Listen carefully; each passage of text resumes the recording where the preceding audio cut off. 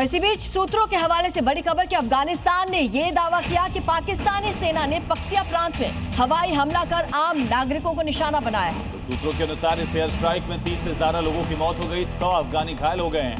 घटना के बाद तनाव और बढ़ चुका है। इससे पहले भी पख्तीगा में एयर स्ट्राइक की गई थी पाकिस्तान की तरफ से और दोनों देश उस वक्त आमने सामने आ गए थे। पाकिस्तानी सेना प्रमुख जनरल आसिम मुनीर के नेतृत्व वाली पाकिस्तानी सेना और पुलिस की ओर से बलूचिस्तान में मानवाधिकार कार्यकर्ताओं पर अत्याचार किया जा रहा है और इस भारी अत्याचार और दमन के मामले लगातार बढ़ते जा रहे हैं, जिसके खिलाफ अब लोग आक्रोशित हैं।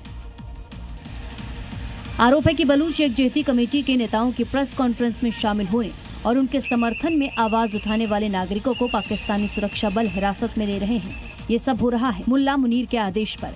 पाकिस्तानी पुलिस बलूच नागरिकों की हत्या, उन पर अत्याचार और उनका अपहरण कर रही है। डॉक्टर मेहरंग की बहन और वकील नादिया बलूच ने इस पर कड़ा विरोध जताया। उन्होंने कहा कि वे उन्हें भी नहीं बख्श रहे जो हमें पानी मुहैया कराते हैं, मतलब सरकार जानबूझकर हालात बिगाड़ रही है। डॉक्टर मेहरंग बलूच को एक आतंकवादी रोधी अदालत द्वारा उम्र कैद की सजा सुनाए जाने के बाद से पूरे प्रांत में भारी तनाव और प्रदर्शन जारी है। बिहार के भोजपुर में हुए भरत तिवारी एनकाउंटर को लेकर बिहार सरकार और बिहार पुलिस के खिलाफ लोगों का आक्रोश बढ़ता जा रहा है। अब धनबाद तक ये मामला पहुंच गया। यहाँ पर भी लोगों ने अपनी नाराजगी व्यक्त की।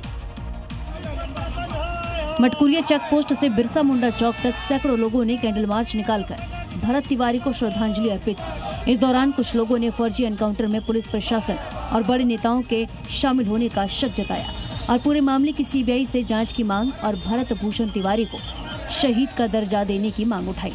परिजनों को आर्थिक सहायता उपलब्ध कराने और परिवार के एक सदस्य को सरकारी नौकरी देने की मांग की। उन्होंने कहा कि भरत तिवारी युवाओं के लिए प्रेरणा स्रोत थे और युवाओं को उनके सकारात्मक विचारों का अनुसरण करना चाहिए। कैंडल मार्च में बड़ी संख्या में स्थानीय लोग, सामाजिक कार्यकर्ता और युवा शामिल हुए।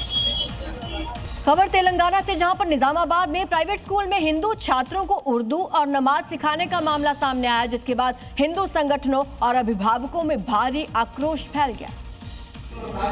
छात्र को उर्दू और नमाज सिखाने का मामला सामने आते ही बड़ी संख्या में हिंदूवादी कार्यकर्ता स्कूल पहुंच गए और उर्दू पढ़ाने वाले टीचर की पिटाई शुरू कर दी।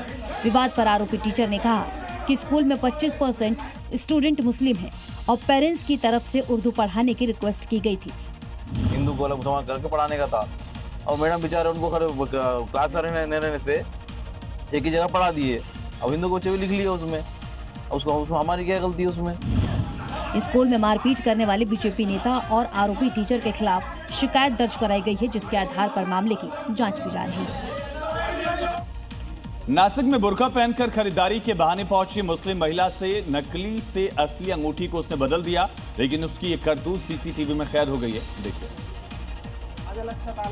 नासिक के सिडको इलाके में ज्वेलरी शॉप पर पहुंची महिला ने चालाकी दिखाते हुए पहले तो सेल्समैन का ध्यान भटकाया और मौका देखकर असली अंगूठी उठा ली और उसकी जगह नकली रिंग रख दी। लेकिन दुकानदार अपनी रिंग पहचानता था, इसलिए उसको शक हुआ तो जांच करने पर चोरी का खुलासा हो गया, जिसके बाद महिला ने दुकान से चंपत होने की कोशिश की, लेकिन दुकानदार ने पकड़कर पुलिस के हवाले कर दिया। सीसीटीवी के आधार पर पुलिस मामले की पूरी जांच कर रही है।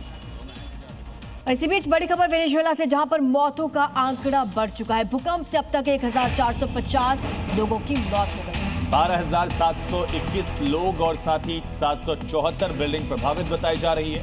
हजारों लोग लापता हैं, उनको लेकर रेस्क्यू टीमें लगातार जुटी हुई हैं और सिर्फ वेनेजुएला नहीं बल्कि कई देशों की टीम लगातार रेस्क्यू ऑपरेशन को अभी भी आगे बढ़ा रही है।